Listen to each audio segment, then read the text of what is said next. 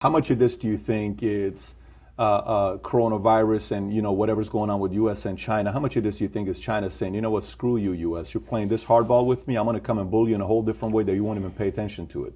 How much credibility do you give to that? 5%? 1%? I'm not going to answer that question, but I am going to answer the question in a different way. Because I'm Christian at heart and I like to think that nobody would want to kill people. I will say this much. And if you're listening, write it down. In late November, word had already gotten off of the mainland that there was a virus in Wuhan. On January the 15th, the U.S. trade bill was signed, phase 1. December the 15th. I had a whole month off, December the 15th. 6 weeks later, the trade truce was signed with an out clause, a very clever out clause that the Chinese made sure was in there that said if there was any kind of act of God, pandemic, then they didn't have to make good on what they had committed to buy from the United States. Within days, they announced the first coronavirus. So, did the Chinese know damn well that this thing was running around the world for 6 weeks before they shut down Wuhan?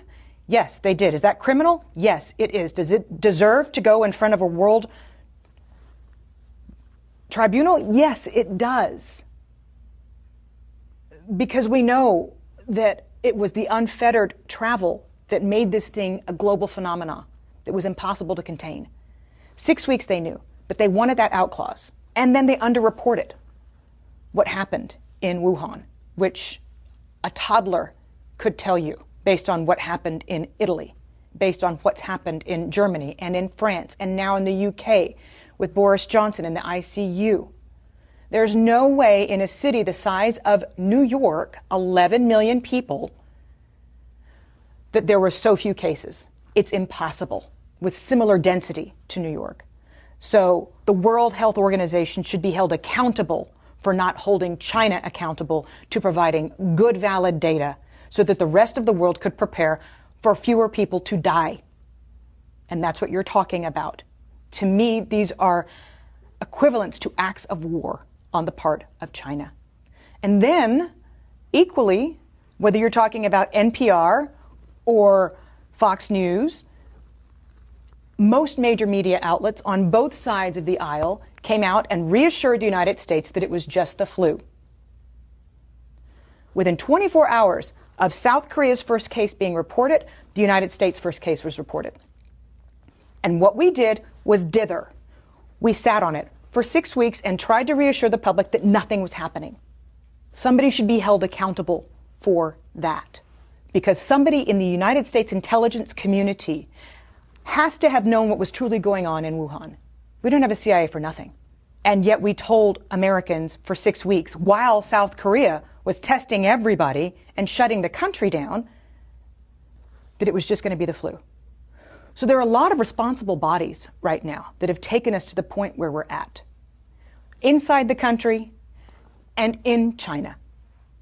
And they need to be held accountable. So you don't even have to get on the discussion as to whether or not this was a manufactured virus and set upon the world. You don't even have to go that far. If we find that in future investigations, then that needs to be prosecuted. But if we just ascertain what is known and a known hushed up secret that the Chinese knew for 6 weeks about the virus before saying anything on the global stage to get a trade deal signed, somebody needs to look into that. Because countless lives have been lost as a result. The damages are in the tens of trillions of dollars. We're not talking about small here if that's the case. No, we're not. And we're talking about people losing their family members, and we're talking about we're talking about suicides in the future, we're talking about economic hardship. All of this could have been mitigated had China been honest and had the World Health Organization made China accountable. Because at first they said it's not anything to worry about when the WHO first came out and said we don't need to stop everything. Let me ask you, who do you trust the least? Iran, Russia, or China? China. China's got more economic power. Because of that, or because they don't have a free press and because we can't really know what